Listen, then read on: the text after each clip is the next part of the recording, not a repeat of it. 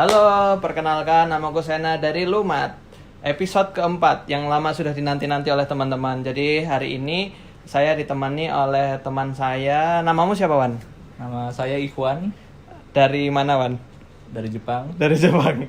Ya, orang Indonesia tapi bekerja di Jepang. Di mana, Wan? Kamu masih aktif di mana ya? Oh, tapi ini aja ya. Oh, udah keluar ya dari yang Lenovo Research Lenovo, kemarin ya. Sekarang jadi CEO Di apa, Wan? Tans. Tans ya. Itu perusahaan yang kamu bikin sendiri ya? Yep. Di bidang apa kalau boleh tahu, Wan? Ya, Tans itu sebenarnya kita service provider untuk startup sih. Oh, service provider startup. Itu teknisnya gimana? Bisa dijelasin nggak? Kalau di Indonesia kayak gimana atau mungkin di sana gimana? Nah, kalau di Indonesia itu modelnya kayak software house sih sebenarnya. Jadi kita modelnya project based. Jadi ada startup kita bantu mereka develop softwarenya. Tapi bidang kita khusus di AI sama computer vision. Nah, bedanya kalau project based di Indonesia itu kan, contoh misalnya pembuatan website 3 bulan selesai. Nah, kalau di kita modelnya long term contract. Jadi kita minimal 1 tahun kontrak dengan perusahaan.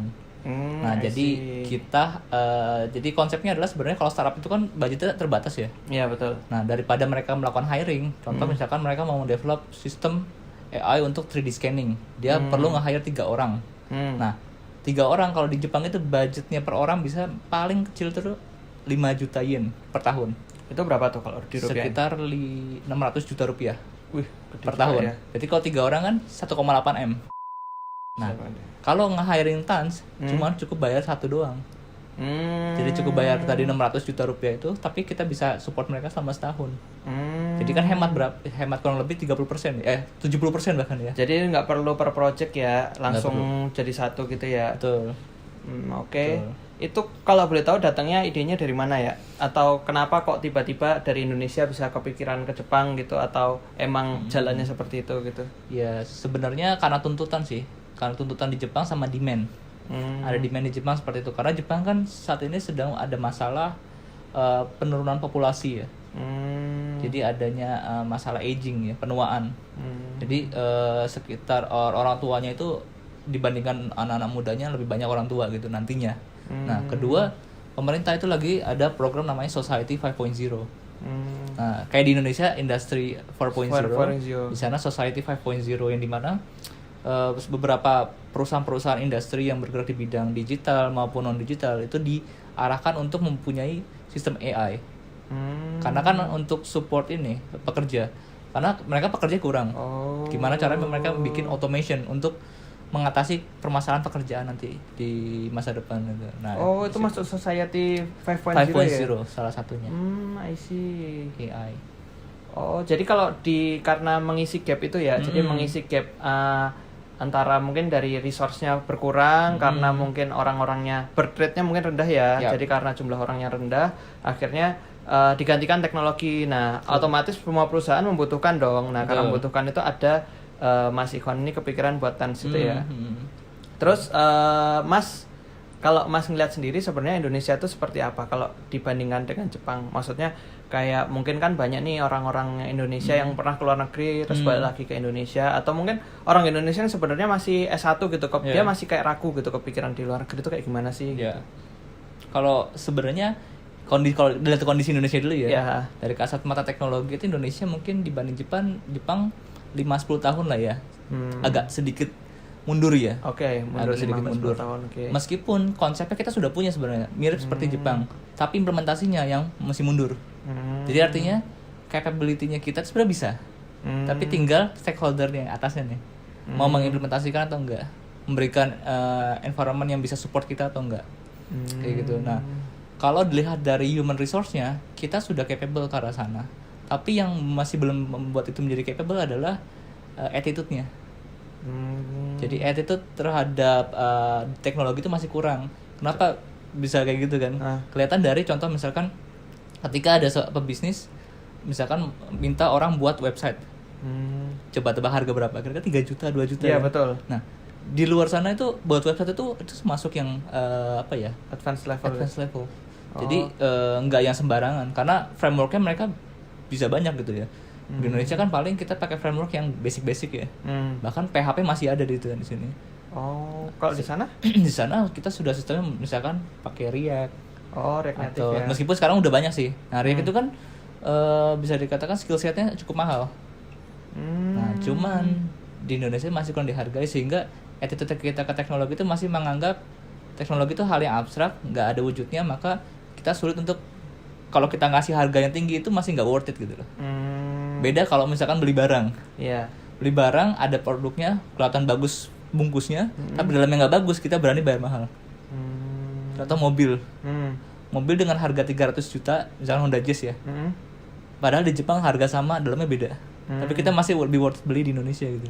Iya juga sih. Ada banyak sunat fitur emang. Tapi tetap Indonesia masih lebih suka yang murah sih. Lebih suka yang murah, tapi luarnya penting dijaga kan? Iya. Di-keep I see. Pokoknya packagingnya bagus, kita berani bayar gitu loh, mahal. I see. Padahal kan kalau dibanding Jepang, misalkan Honda Jazz, di sana kan Honda Fit ya, harga 200 juta. Fiturnya lebih tinggi. Iya. Di sini 300 juta.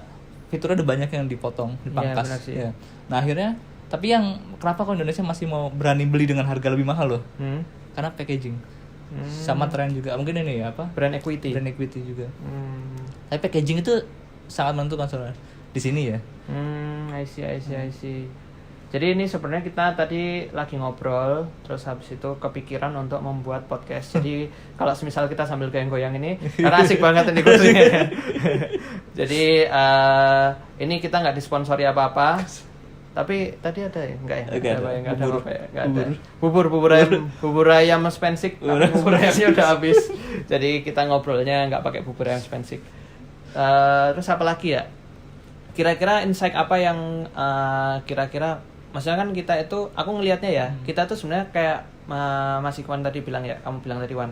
Jadi kayak kita tuh sebenarnya capable gitu, tapi kayak kita itu masih, aku bisa bilang itu orang Indonesia karena inferior ya. Inferior itu jadi kayak kita ngelihat bule, ngelihat orang itu kayak, wih pinter banget ya mereka gitu, mereka seru nggak? Sebenarnya kita capable nggak sih ke sana gitu? Terus ada nggak sih kira-kira pesan buat anak-anak muda itu biar mereka itu tahu gitu, sebenarnya mereka tuh capable dan bisa buat menuju mereka gitu. Betul.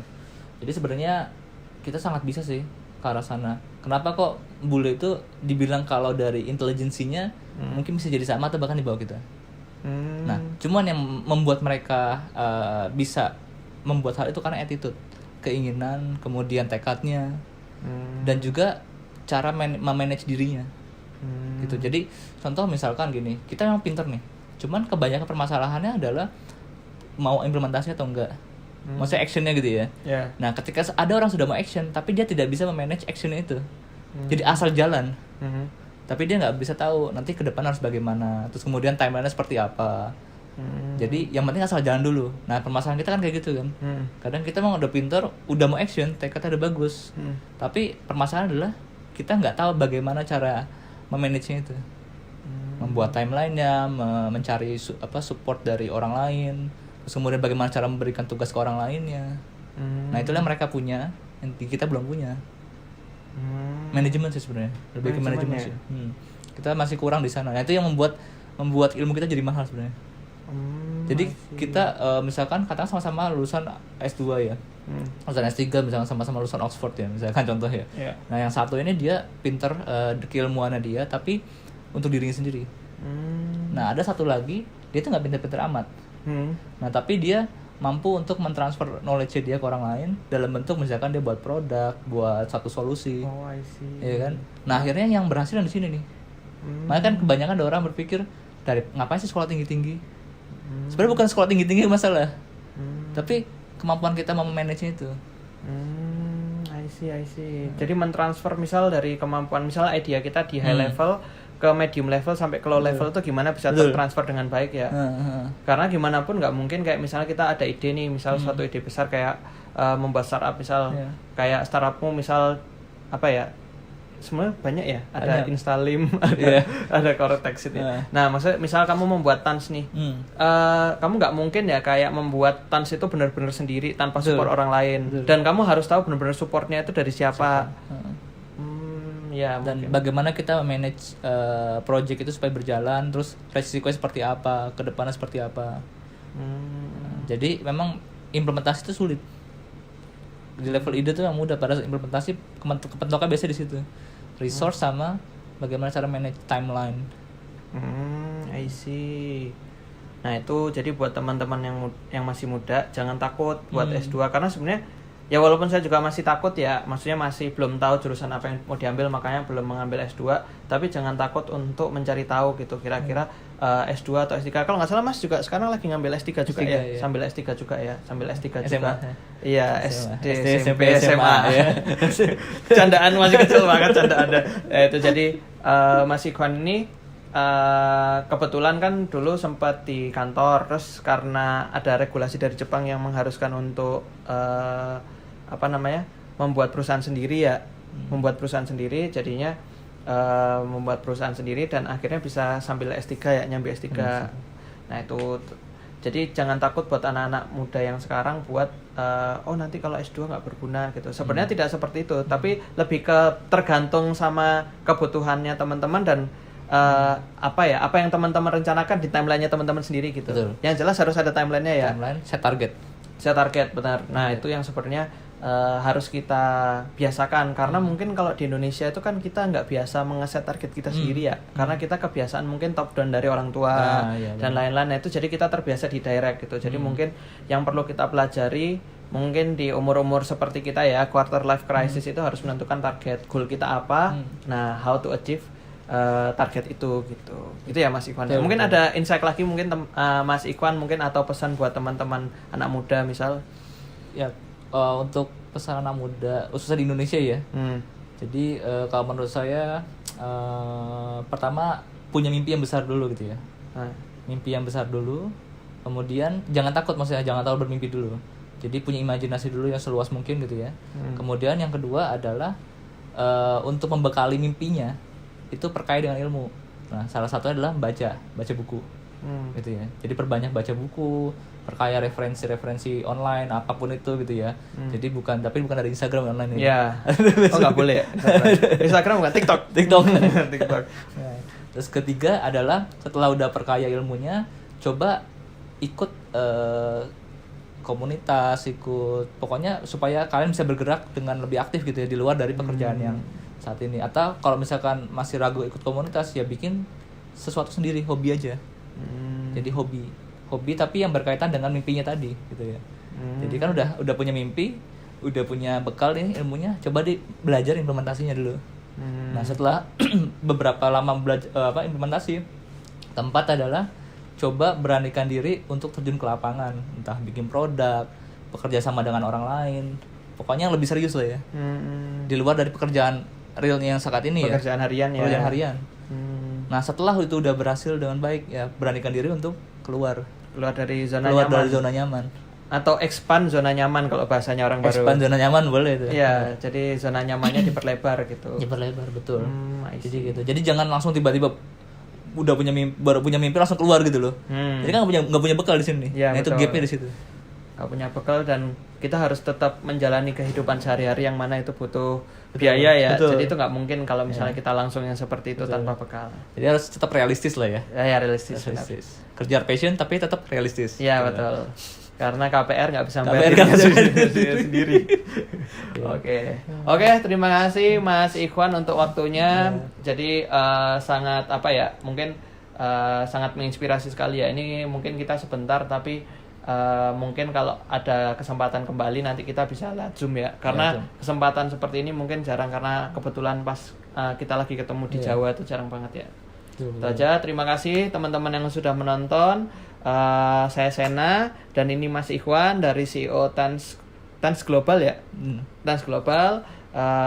Tetap nonton dan jangan lupa subscribe. Oke.